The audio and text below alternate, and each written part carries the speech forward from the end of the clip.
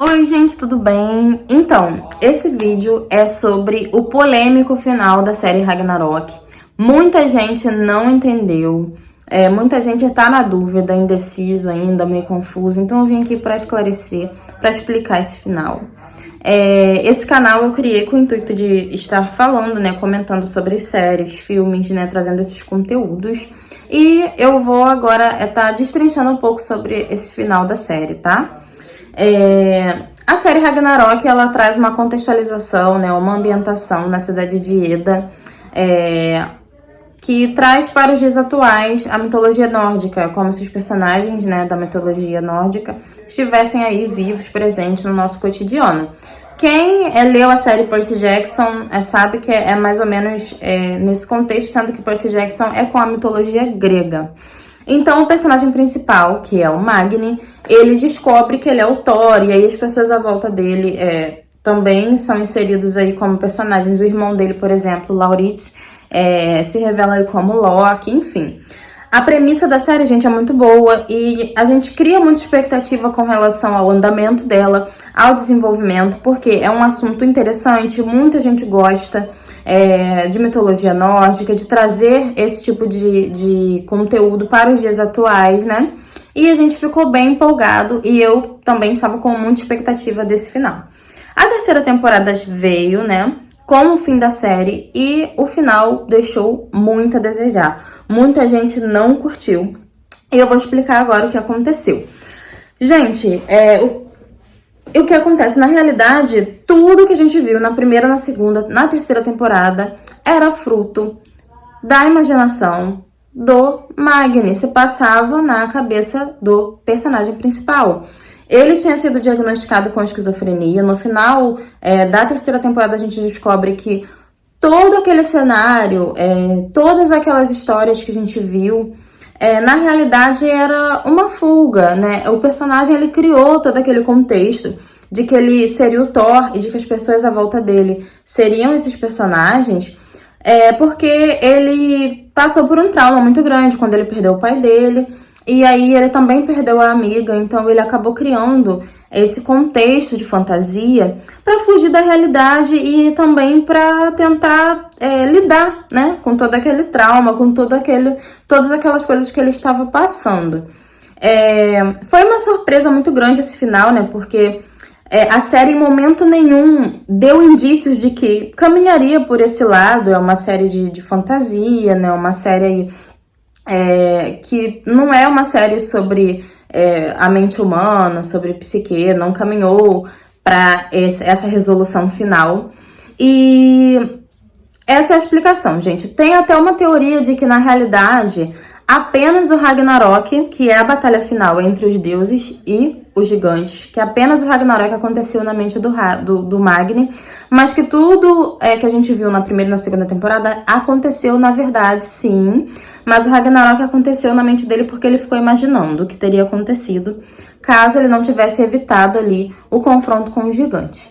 Mas, gente, infelizmente, essa teoria pra mim não se sustenta muito, porque a série, ela, ao meu ver, deixou bem claro a proposta de que ele passava aí por esse problema, que ele tinha essa esquizofrenia. Até porque, gente, são duas cenas que não me deixam dúvidas, que é o discurso da mãe dele no jantar, antes da formatura. Ela fala ali claramente como foi difícil após a perda do pai, como ele se emaranhou nas histórias em quadrinhos do Thor, ele ficou fissurado naquilo, em como ele criava as coisas na cabeça dele, né? E os acompanhamentos que ele tinha com psicólogos, fonoaudiólogos, né, neurologistas, enfim. Ela deixa bem claro, né, que ele passou aí por essas situações.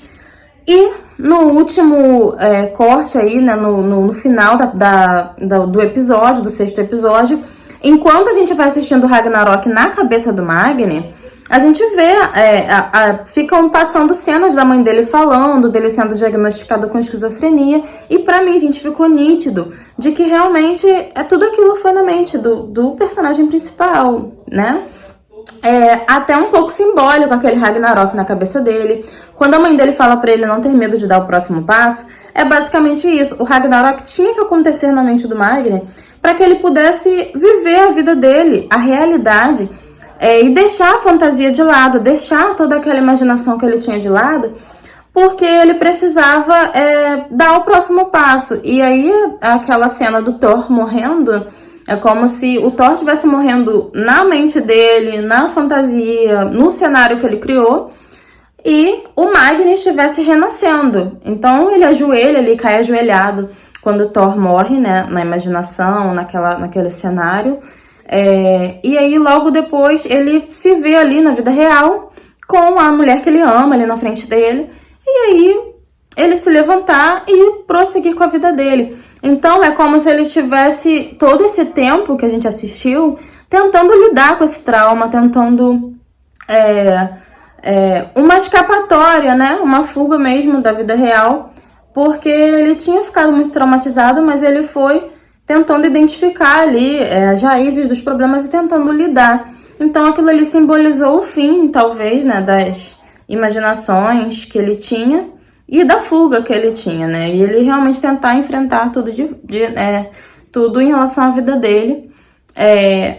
Acredito que aqueles vínculos que ele fez foram realmente pessoas que se uniram, talvez até mesmo com relação à causa ambiental da empresa, dos U2. Pode ser que algumas coisas relacionadas a essa luta aí pelo meio ambiente estejam sim, que tenham sim acontecido, mas obviamente que não foi daquela forma que a gente viu, né? Aquilo ali realmente foi uma fantasia. Achei que foi um furo, achei que foi esquisito, porque em muitos arcos apareciam os personagens falando sem o Magni sobre esse universo, né? De deuses e gigantes. Achei que ficou uma lacuna, né, muito grande. Eu achei que essa resolução de ter sido tudo invenção dele, muito pobre, preguiçosa, sabe? Eu acho que esse é um final preguiçoso, eu acho que é um final meio covarde, eu acho que é um final, sabe, muito raso, e que daria pra ter feito muita coisa, daria pra ter desenvolvido muito bem os personagens.